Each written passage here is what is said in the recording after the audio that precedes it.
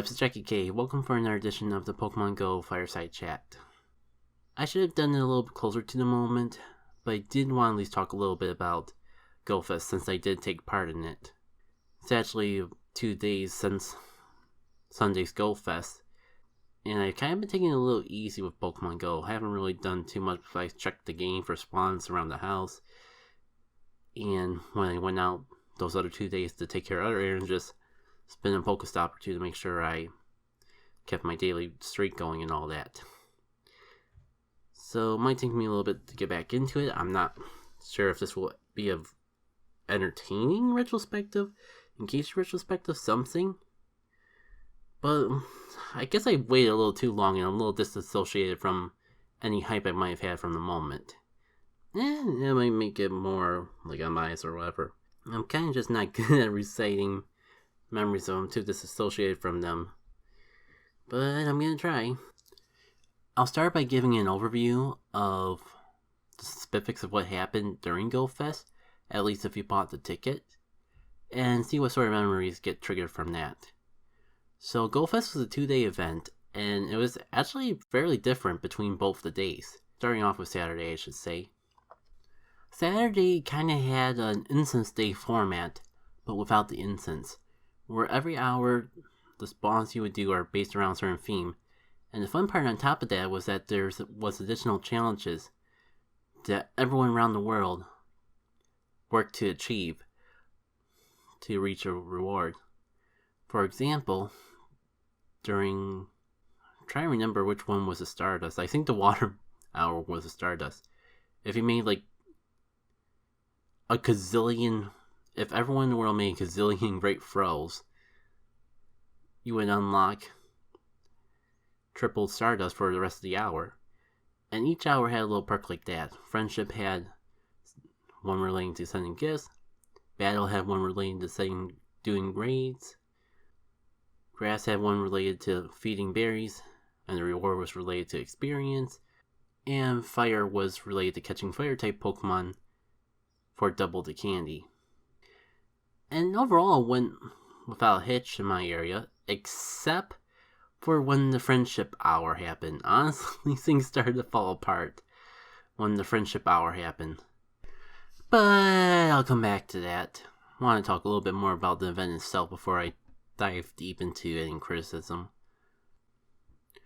So for me, there was hiccups every now and then, but overall, it was definitely interesting on a conceptual side.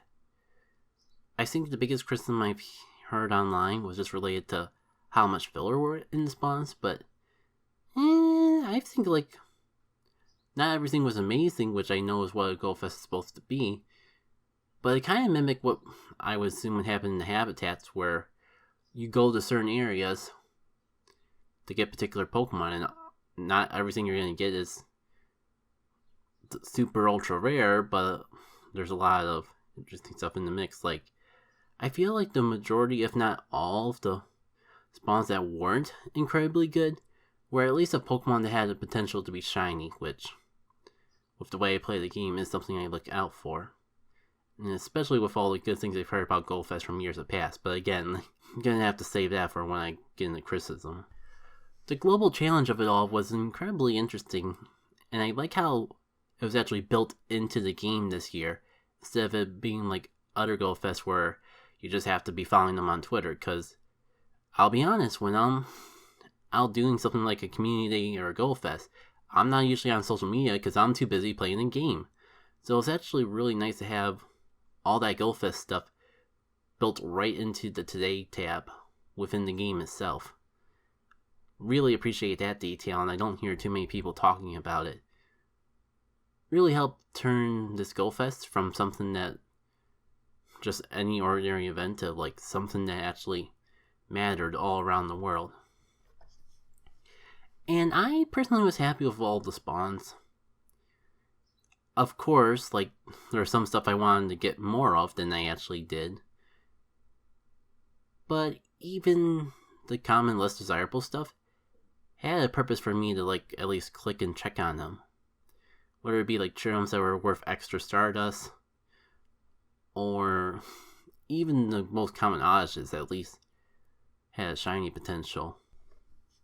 And to be fair, like the Grass Hour is probably one of the weaker ones when I keep thinking of examples. I keep going back to Grass Hour. But there was like times like during the Fire Hour had Litwick, some Low and Marowaks, Darmaculas.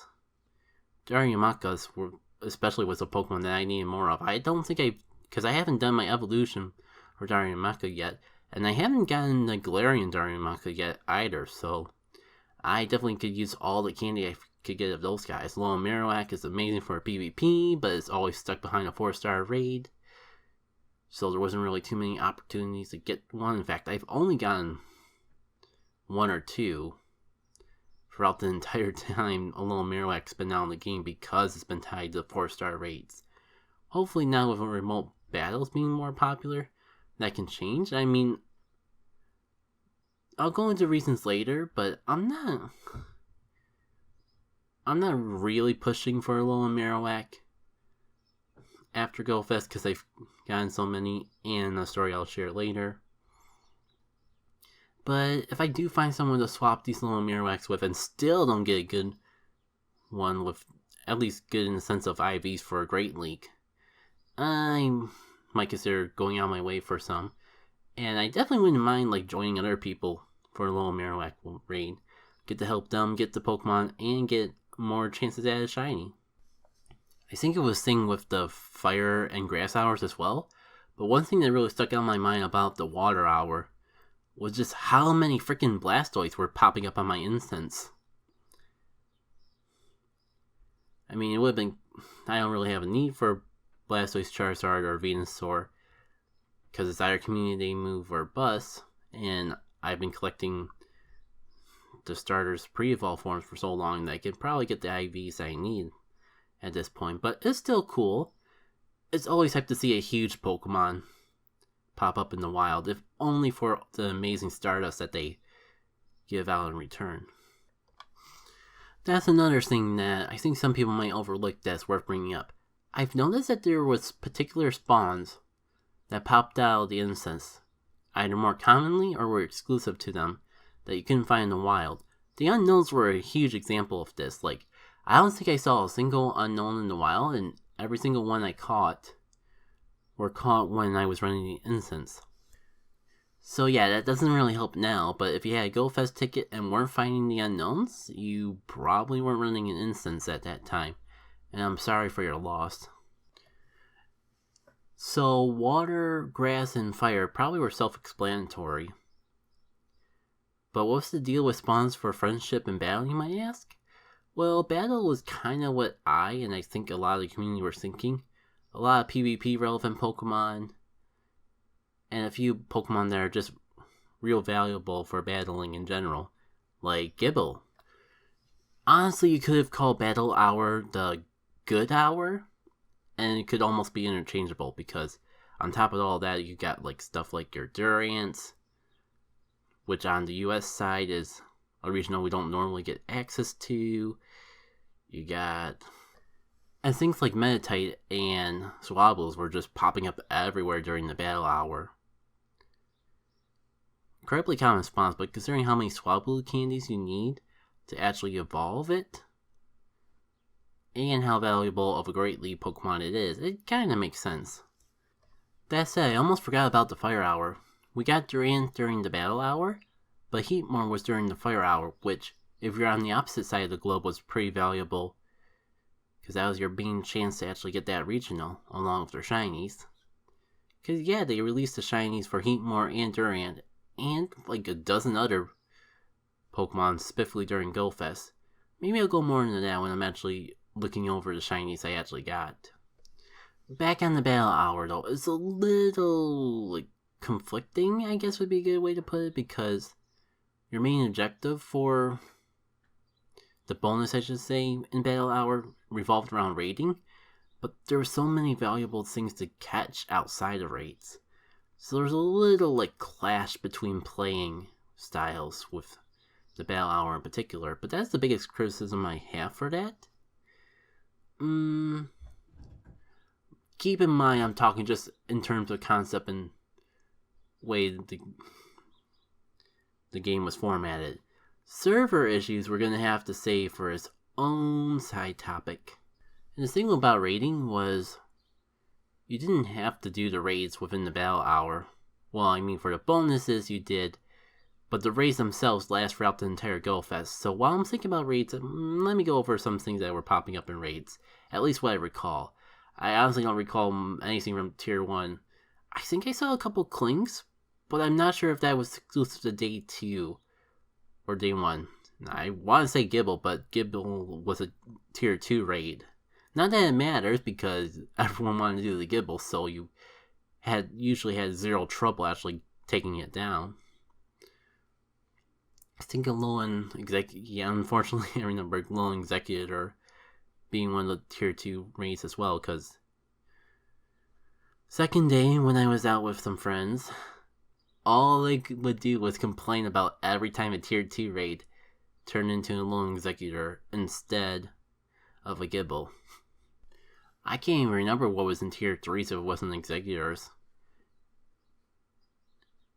And Tier 4, only thing I remember is the starters, but it doesn't really matter, because if you were out raiding on GoFest, you were probably only going for one of two things: Gibble or legendary Pokemon.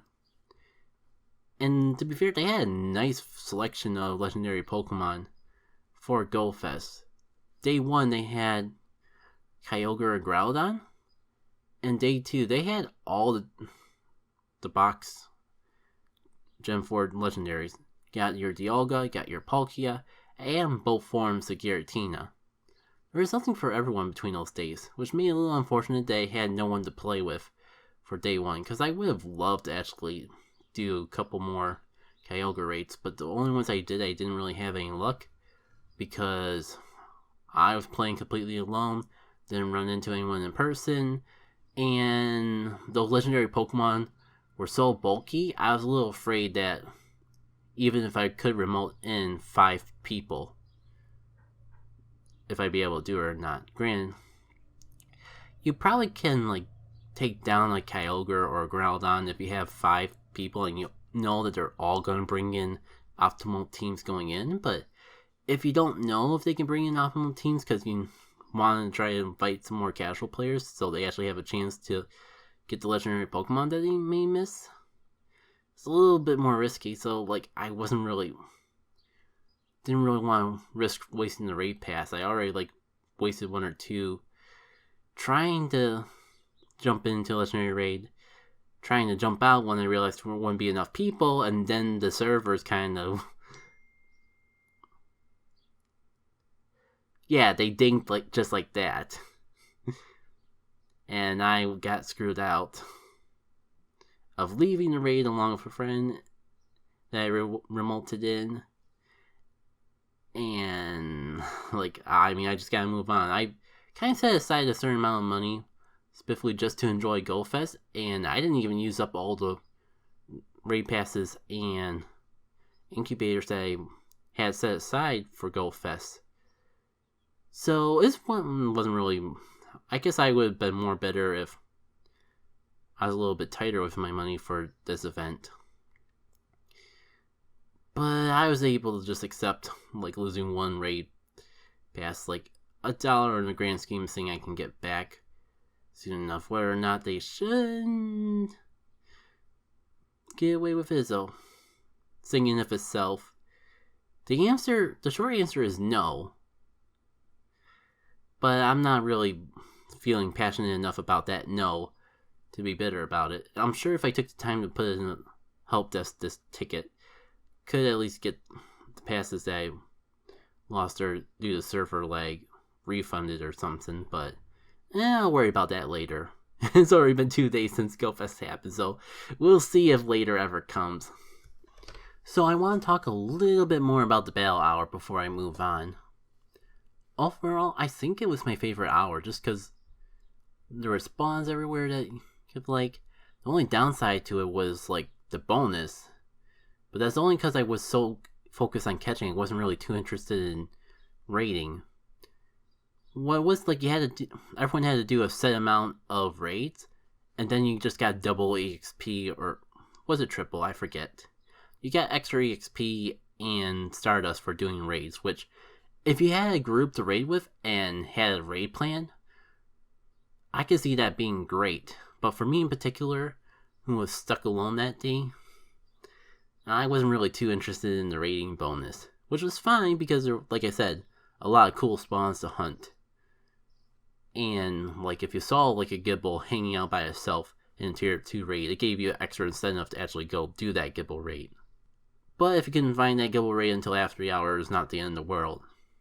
At least that's the way I perceived it. The selfish side of me kind of wishes that there was more Gibble spawns, because like it feels like I hunted really hard to find Gibbles specifically during those battle hours, and could only come up with like maybe 5 at most. But at least Gibble raids made up for that. And what I thought was a blessing just ended up being a curse of my time zone starting off with the battle hour. I thought that'd be fantastic because I'd be jumping right into the best part as is. However, I ended up running late, just like getting ready to leave for GoFest, so I kind of like missed the first 10 minutes or so of the battle hour. And then, which put a little bit of extra pressure on me to try to grind out the second battle hour. What I'm trying to say is maybe stress got in the way of my fun a little bit when it's just a video game and I shouldn't be stressing over that sort of thing. Last but certainly not least, when it comes to these hours, you're going to have to trust me on this, is Friendship Hour. I think a lot of people's first reaction when reading the news on this is, what the heck is a friendship? What do you make spawn for a friendship theme environment? Well, it turns out a lot of Togekiss, that's for sure. With Battle, you can kind of like imagine like, okay, maybe Battle Hour would be stuff that could be good for battling. But what the heck is a friendship? It just turned out to be where all the cutesy Pokemon, the huggable Pokemon reside. Like, this is where all the Snorlaxes were hanging out.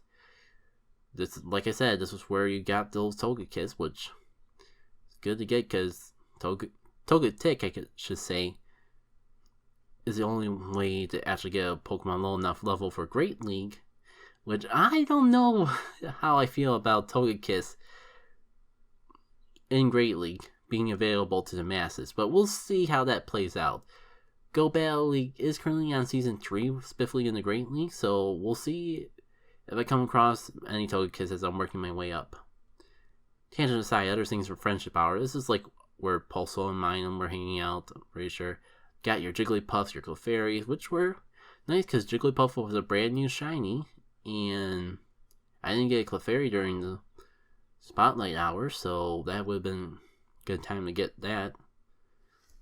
Let me see if I'm missing out on any particular friendship spawns. Dude! How could I forget about Shimeko, aka the Stardust dude? And for those wondering what the heck is the purpose of Audino, I had my suspicions, but I had to actually catch one, which I think I caught during the Friendship Hour to confirm it. But yeah, kind of like Shimeko, I'm pretty sure Audino gives you a ton of Stardust when you catch it, because you know what it was, I got super lucky and caught an Audino after GoFest was all over on Sunday. Sorry, there was no Audino within GoFest itself, for better or for worse for people. But when I clearly remember, I spent all day catching stuff before then, so it definitely wasn't like my first day streak or anything like that. I caught that freaking Audino, and I got so much Stardust that it felt like the same amount of Stardust that would come from a Shimeko. Shimeko being the Pokemon that actually did spawn during the Friendship Hour to get things back on tangent. Well, I'm trying to remember if there was anything else super cool with the Friendship Hour. It is a good time to bring up that Rotons were showing up in photobombs. So we finally got a Rotom in the game, what's kind of interesting is that they decided to like make our first Rotom that we got to catch the washing machine form. I could have sworn that they would have just gone normal Rotom and either take the time to actually implement it so it could actually make use of its transformation element, or just release the other forms of Rotom after the original one. But no, they jumped right to Rotom Wash for some reason. Maybe, only thing I can think of is summertime? And Niantic is an American company, so maybe they're thinking summer, everyone's hot. Why not get a washing machine with a convenient hose to spray people down to cool them off? It's a bit of a stretch, but it's the only thing I can think of why Rotom Wash. Minus, maybe it has some potential for a PvP, because I haven't crunched the numbers yet, but I remember like Rotom Heat and Rotom Wash especially being pretty significant members of the main series game PvP for a while. I forget if they're as prominent these days, especially I have no idea how they play on the Sword and Shields meta, because mine is like False Swice gaming videos. I am completely disconnected from the world of Sword and Shield. Tangent aside, when I was in the competitive scene, everyone loved Rotom. And from the little bits I've been following the competitive scene, people still love Rotom. Specifically because it tends to be a very bulky electric type with some unique elements to it. So I'm kind of curious to see if any of that translates into it being a good competitive Pokemon for PvP. Granted, a huge part of that element is its ability to levitate, which makes it immune to ground type moves. And electric type being immune to its main weakness is amazing in and of itself, and it thankfully gets balances by Rotom's subtype. So it might not be as good in Pokemon Go just because it's not immune to ground types like it was in the main series game. But now I'm super curious to just crunch some numbers after I'm done recording this, just to double check. Beside tensions aside, where was I? Friendship Hour. You know what? It's time.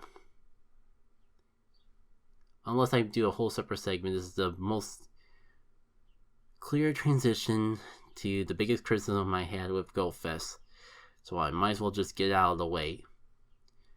Servers were awful ever since the Friendship Hour started. I mean, I can't remember for sure. I may have had to open up the game once or twice, but obviously not. It wasn't enough of an issue for me to remember it. But man, oh boy, when that first Friendship Hour kicked in, it was not fun for anyone trying to play. Granted, I think other parts of the world had it worse off than me, because I was at least able to play, but the whole point of Friendship Hour was for everyone to send gifts to each other, so we could unlock the reward of getting a rare candy out of the gifts that we opened. Guess what decided to break during this very specific hour where you had to do a very specific thing? The buddy list. The area you need to go into the video game in order to send gifts to people and to open gifts from people. Yeah, that was busted. Apparently we actually achieved that one? I just assumed that we flat out failed to complete that challenge. Because I was checking throughout the whole hour and that was down, and I was checking the global leaderboard. I'll admit I didn't check like maybe the last half hour, 20 minutes, so I probably missed it. But it just seemed like we were so far behind from reaching that goal the entire time. And I didn't find out until the following day from some friends that apparently we did achieve it just within like the last 10 minutes. So most people didn't even have the time to open up their gifts and get the rare candies anyways. Thankfully, as far as I'm concerned, on my end of the world, the servers got fixed by the time the second Friendship Hour came by. That, or I got really lucky by just having myself hover right over the friendship list. As soon as it went from like blank 59 to 00, and mass sent gifts to everyone I could before the servers could possibly break. But they must have been at least a little bit better, because I was actually able to open, once we actually achieved that challenge, I was actually able to open my gifts, get my rare candy, and it was basically all good in the hood. I opened everyone's gifts that I was going to that first hour, but I couldn't, so it all balanced out. But man, I wish I could say that was the end of the server issues. But that kind of continued into I feel like that continued in the following hour, because for a long period of time, I could not invite anyone to remote raids. And if you recall from earlier in the show, I was playing completely by myself on that first day. So I was just out of luck. I had no one to do those Groudons and Kyogre raids with, even if I was feeling ballsy enough to actually risk trying to do a 5-man raid for a couple hours, because the friendship list was completely busted. It was busted to the point of even affecting the navigations into friendship and your friends on the rating screen. At the end of the day, it wasn't a huge loss, because I did get invited to a Groudon raid. We had like 5 people, and we got wiped. And like, I was in a situation where I got that invitation wiped, and I couldn't get back in.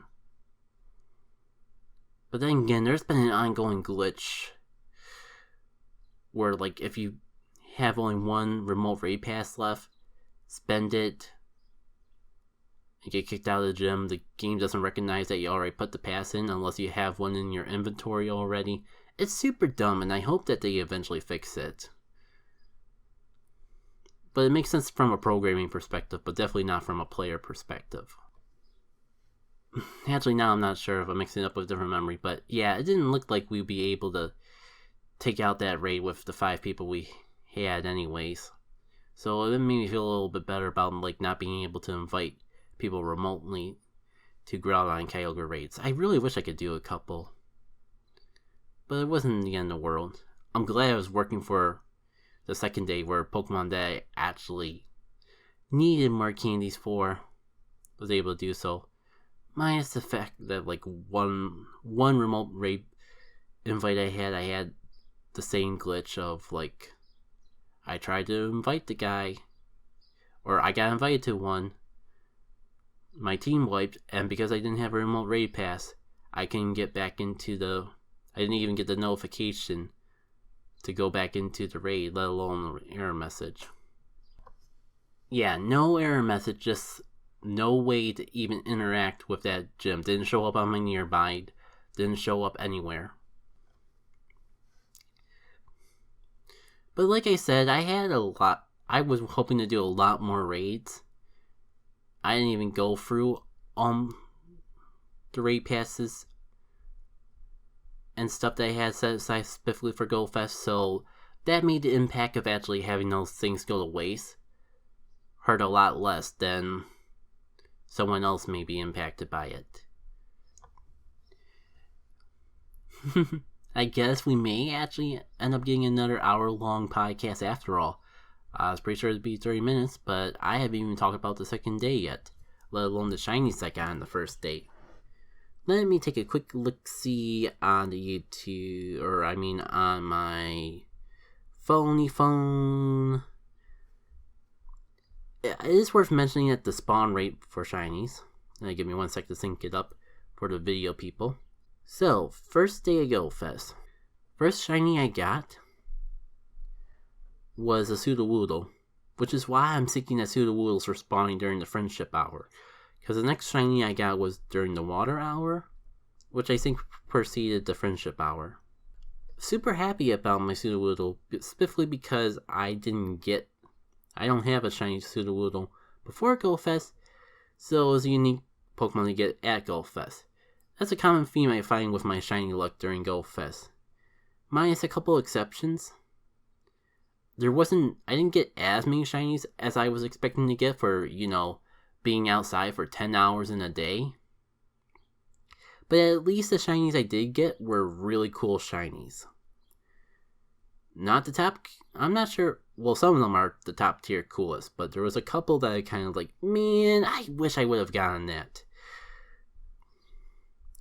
But hopping on over to my next one, it was the IVs on this tool and good. It was okay. Next shiny I got was a quillfish during the water hour. Not exactly the most spectacular thing, but it is a brand new shiny for me. It came out specifically during GoFest. I can't think of an event that it came out in besides GoFest, so I gotta assume that's the case. Still, like, it's a bright, vibrant pink with purple tint. It's a really cool shiny. Glad I got it. Quillfish is really good for PvP, so that was another thing during the water festival. I got over like, okay, maybe it's not like go badly good for PvP, but like I have seen Quillfish pop up a couple of times in the Sylph League. So being able to catch Quillfish was really good. Like Quillfish was one of those Pokemon that I never seemed to have been able to get enough of to like build up the candy. I should have taken a screenshot of my Quillfish candy count before and after GoFest, but I'm pretty sure it wasn't much more above 100, and now I'm sitting at like over 600 Quillfish candy. So if I ever want to use the Quillfish, that's all good and handy. And yes, I managed to get myself the elusive Shiny Unknown. Oh yeah, I called it Grass Unknown because I got it during the grass hour. Was it any good? I mean, it's an unknown, so that doesn't really matter, so, okay. Yeah, I'm in the weird part, like, the place I played on Saturday was, like, so close to Canada that it just fits in the S2 cells of Canada, even though I did stay on the US side the whole time. Pandemic's still going on, so it's not like I could go over to Canada even if I wanted to. Was Survivor during the battle hour? It'd be weird if it was, because then I got the Clan Pearl during the water hour.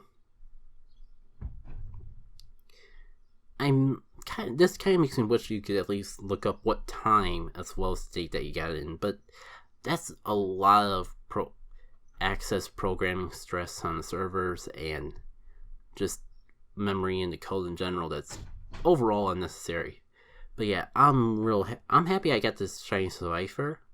The one downside is that it is my regional, so I much obviously would have rather had the shiny Zangoose because I can shiny hunt for Survivor anytime. Zangoose, I don't know when I'm going to get another opportunity to get that shiny, but hey, at least I got one of them at long last.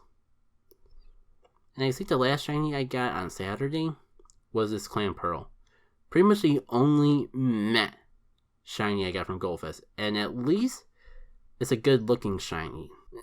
I got a little confused because I'm pulling up the appraisal and I only was showing it on screen because I didn't think I thought they were all from that one place. I might have to bleep out where I got this particular shiny Clan Pearl from. But yeah, I remember now that first day of GoFest, I was getting real tired from the heat, so I actually went home early and just ran incense for the rest of the time frame, and I guess I got this Clan Pearl from that particular incense.